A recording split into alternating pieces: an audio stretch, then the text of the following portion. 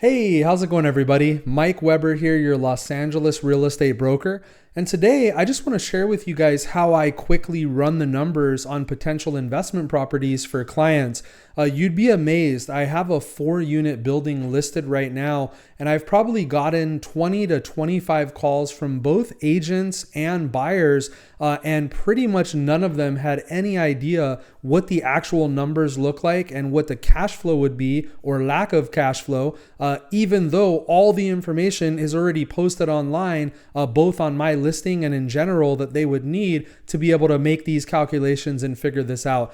So I'm going to show you guys exactly how I do it. This is not a complicated or long drawn out process. I'm going to just show you a very simple way to very quickly just kind of get an accurate idea of what the numbers are going to look like on a potential investment property, and then talk about some of the implications from a financing standpoint that you're going to have to consider if you're a buyer or you're looking to buy one of these buildings and you maybe don't have all cash to buy it and you're looking to use a loan to buy it with, kind of the typical 25 to 35% down. So let's go ahead and jump right in and I'll show you exactly how I do it.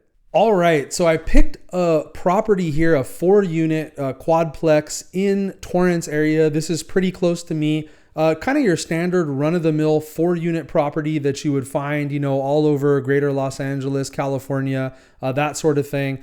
We can see here it's been listed for 55 days. They've done a price reduction. They're down to $1,550,000. They originally started here at $1,699,000. And what you'll soon find out is why they're having so much trouble getting this property sold. Now, they have the income listed here, the actual rent, which is good. And of course, they have these pro forma rents. Pro forma just means the rents that in theory the units could generate if the tenants moved out and you were able to raise the rents to market rent.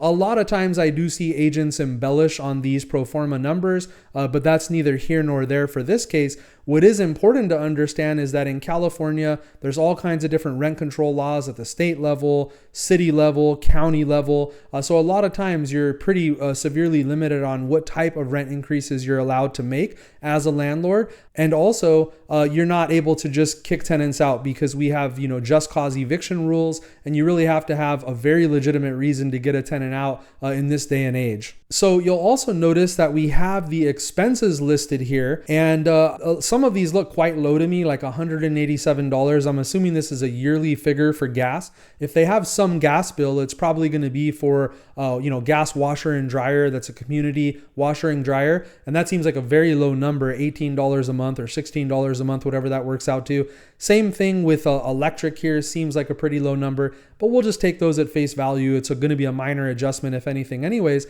But interestingly, they left out the largest and most important thing here on the expenses, the new taxes. What are the property taxes going to be? Well, that's going to be by far the largest expense. And of course, conveniently, that's been completely left out, which makes the net operating income look a lot better than it actually is. So we'll jump in here. I created a very simple spreadsheet that if you guys want, you can just reach out to me, send me an email, jump on my website, and I'll go ahead and send that to you if you want. But real quick, I'll just plug in the numbers here to show you how the spreadsheet does it. We have purchase price. I put in the 1.55 million.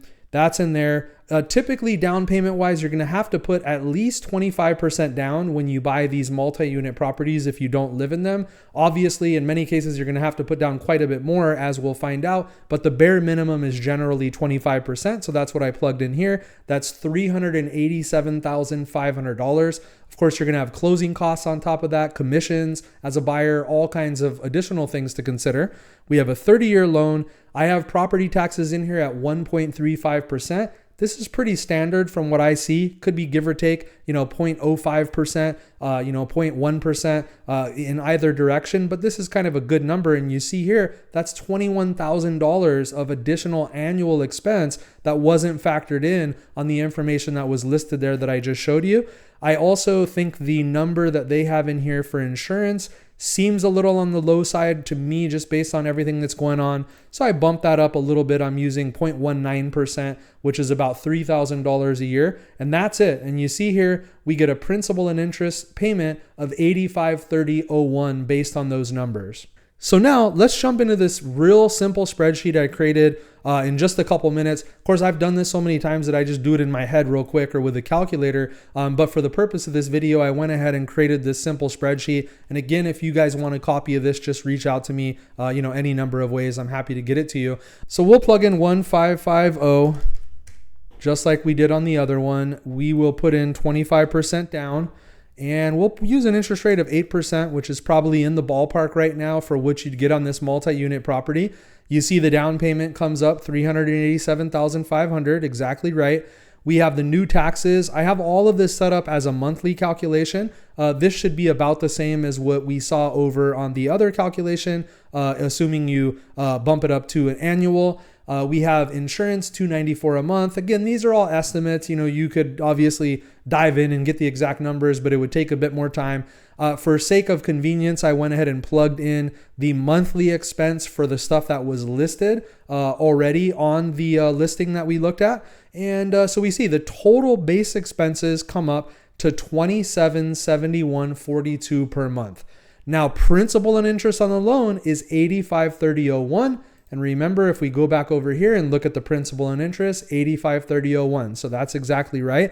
That's, of course, going to be the bulk of our expense and the main thing that we're going to have to consider. So when we get down here and we see kind of what the net looks like, if we don't have a loan at all, if we're an all cash buyer, maybe we have the cash, we're doing a 1031 exchange, after just these base monthly expenses, and we're not talking about additional expenses that you're likely to have, like maybe you hire a property management company, you're going to obviously have vacancies, you're going to have repairs, you're going to have unanticipated stuff that comes up. This stuff happens all the time when you own a rental property, and those aren't even factored in here yet. These are just the base expenses that were already listed, the taxes, the insurance, electric, gas, trash, water, and sewer. We see that we end up down here in the net income without a loan, no loan, of $3,700 a month with just these base expenses factored in.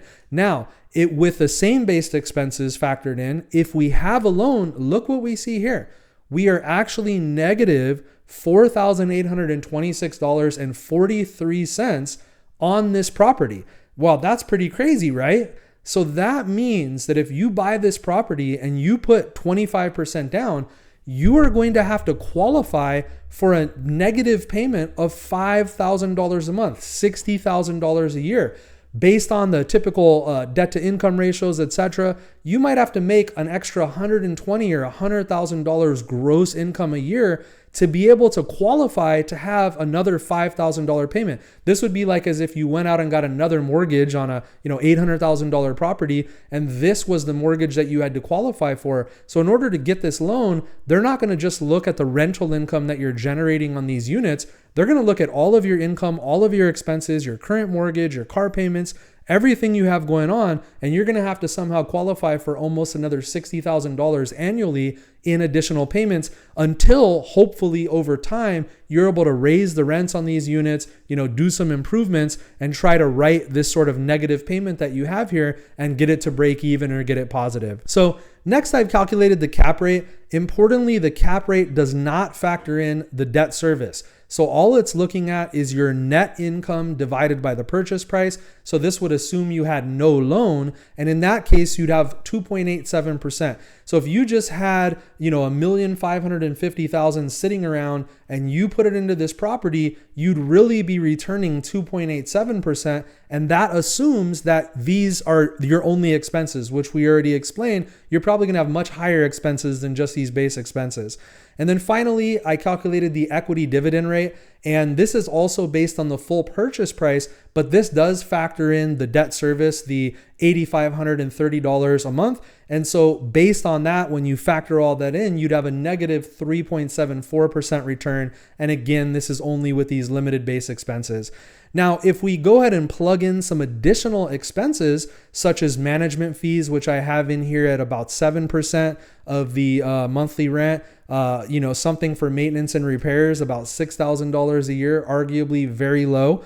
Vacancy at $300 a month, probably very low. That's like one unit being vacant for 1 month or something like that, 2 months. So if you have 2 vacancies for a month or 2, obviously this is going to be much higher. And you can of course add anything you want below, or you can just bump these numbers up to factor in other expenses that you want to anticipate. But I've just put some basic, kind of generic expenses that I think are pretty realistic in here. And then here's how it changes the whole outlook for this property. So now if we had no loan, we just paid cash, we'd be positive only $2,450 a month. Based on these additional expenses being added on. And that would give us a cap rate of 1.9%. And then if we take all those expenses into account, the net payment with a loan goes up to negative $6,079 a month.